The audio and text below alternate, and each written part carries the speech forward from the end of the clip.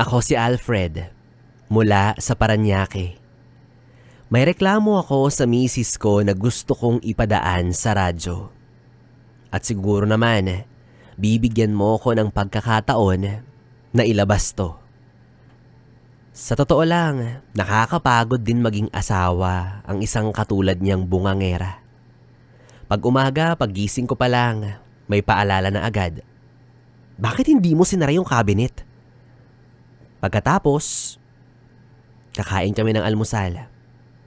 Bakit hindi mo niligpit yung mga plato mo? Pag nasa trabaho ako, wala pa ring ligtas. Nakapagbayad ka na ba ng kuryente? At kung may naiwan akong medyo kalat sa sala, ayan na siya. Parang may press conference. Ilang beses ko bang sasabihin sa'yo na huwag kang mag-iwan ng mga gamit mo dito? Minsan nga, B-boy, naisip ko, bahay ba namin tong mag-asawa o bahay to ni Big Brother? Kasi lahat na lang may reminder. Kaya ang pinakamahirap, kapag nagsimula na siya, dire-diretso na. Akala mo may debate na kailangan lagi siya ang mananalo. Pero ako naman, natuto na. Oo, opo, sige, sorry.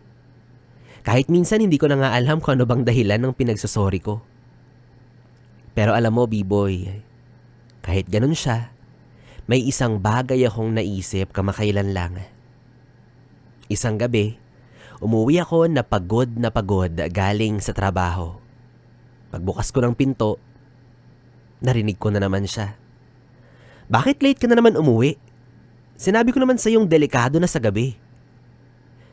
Hay, isang malalim na buntong hininga. Nung una, aaminin ko, nainis ako. Pero pagkatapos nun, napansin ko na habang nagbubunga nga siya, naglalagay na pala siya ng pagkain sa mesa. May tubig na sa baso at may pinatabi pa siyang ulam na paborito ko. Doon ko naisip, siguro hindi naman lahat ng bunganga ay galit.